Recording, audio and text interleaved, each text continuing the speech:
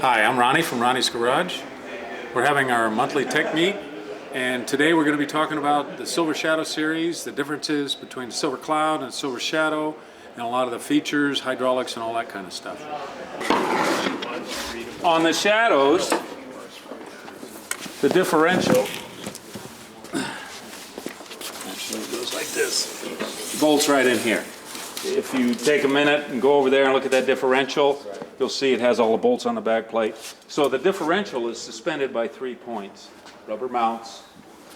This one they changed a bit. They put all these steel fixed braces to keep it. It does have the rubber mounts though on the back. It's swinging from, but it doesn't have the front one.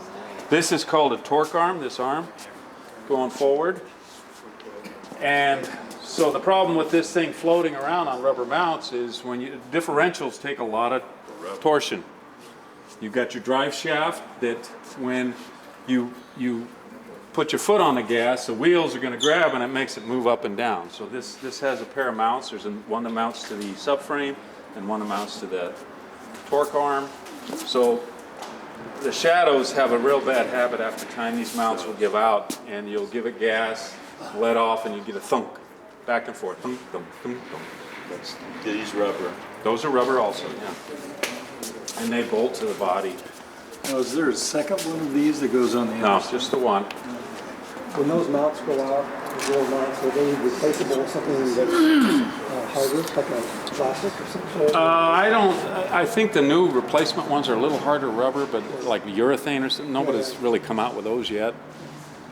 You got to remember, Rolls-Royce and Bentley are low production cars. So when you go shopping for performance parts, they're going after the cars that they make millions of, right?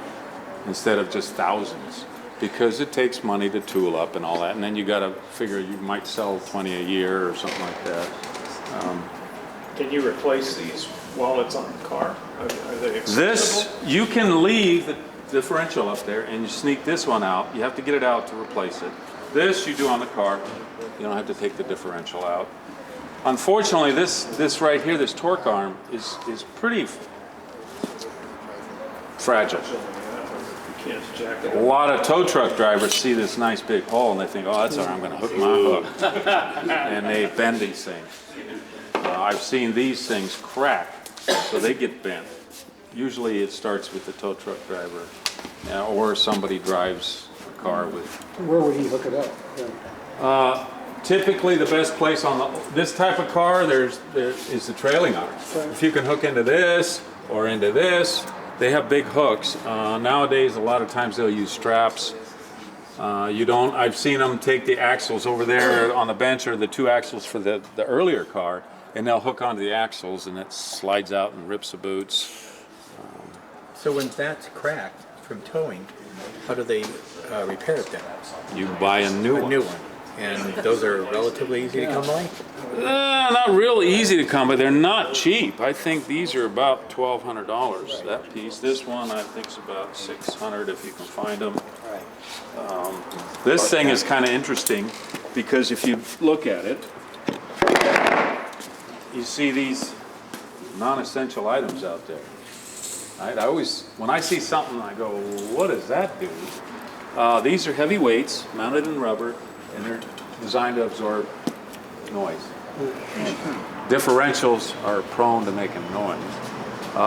And then if you pull this plug out, this is a hollow sheet metal thing, and it's got foam inside. Yeah, it doesn't feel that heavy. No, it isn't. It's not that heavy. It's pretty. They've already got a lot of weight on this car, so I mean, the car, the doors, the hood, and the deck lid are all aluminum. They're trying to make up for some of that extra weight. Are these pieces toasted? These are good used No, parts. these are good. You just have to take them off the we're swapping differentials on that car. Because we were going to fix some leaks on it, and my mechanic pulled the drain plug and chunks of metal came out, and it was Metaflake oil. So we advised the customer not to try to fix the leaks because it could get worse. So we're putting a used one in. I've got a few used parts laying around. When the Shadow came out, did it just take the Silver Cloud 3 engine and be put into starting it off? That's a great question. Great question. No, they did not. It's a complete different design aside from the crankshaft and pistons, basically. The block is different because it just has different mounting points on it, first of all.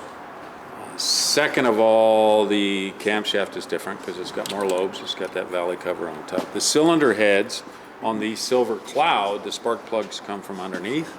Silver Shadow, they come from the top. And that's a real nice thing because on a Silver Cloud V8 model, you have to pull the front wheels and the inner fender panels off to access the spark plugs. Or you can try to get it under because the exhaust manifolds come on top. So it's a different design. But there are no 6-cylinder Shadows. They started with No. the V8 to go forward. 6 cylinders stop with the Silver Cloud 1. Now, when you went to like in the Phantoms, now we can cross over a little bit here. The Phantom has always been the big car, the top of the line. Originally, the Silver Ghost was the main thing. Then they had some 20 horsepowers, which were smaller cars designed for entry-level people. The smaller the horsepower in the UK, the less your registration is, the less your tax is. So that's why you see, if you look in books, they talk about the 2025, that's the horsepower, the 2530, and then they had the 4050, that was the Ghost in the early Phantoms. So then after the Ghost, they went to the new Phantom is what they called it. But afterwards, they call it the Phantom 1, the Phantom 2, big giant cars, giant 6-cylinder engines. This was in the 20s and late 20s and 30s. And then late 30, I think 38 or 39, maybe earlier, they came out with the Phantom 3, which had the Merlin V12 engine in it, which they used modified versions for the aircraft, supercharged and all that kind of stuff. And then there was a time after the war where they made the P4, which is like a unicorn. They made 18, and they only went to heads of state, royalty. There is one in the Nethercutt Museum, if you ever want to go see one. The unfortunate thing about the Nethercutt is that everything's roped off, so you can only look from afar. But they have every Phantom built, so they have the P1, 2, 3, 4, 5, and 6. So after the P4, which was a straight 8 engine, the only straight 8s ever made, they came out with the P5. And that was a giant body car with the Silver Cloud running gear, brakes, engine, all that kind of stuff. And they made that until I think the mid to late 60s, and then they came out with the P6. I think it was the late 60s. P6 had the same suspension, brakes, and all that as a Silver Cloud, but they put a Silver Shadow engine in it without the hydraulics. And they also did the air conditioning and all the other systems Silver Shadow. And we had one in just recently, and that was P6. So obviously, the bodies are different, way different on those cars. The driving feel is completely different. A Silver Shadow is modern car, you can drive 85, 90 miles an hour with ease and security, comfort, all that kind of stuff.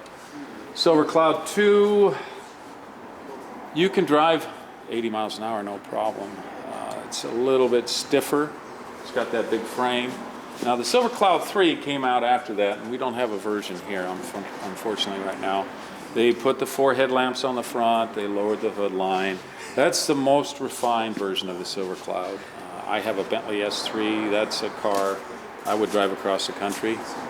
Same braking and suspension as a Silver Cloud. Yeah, yes, but it's just more refined. It just seems to they seem to handle better. Problem areas on these cars, obviously any rubber mount. Those suspension mounts I talked about, they're a little hard on engine mounts.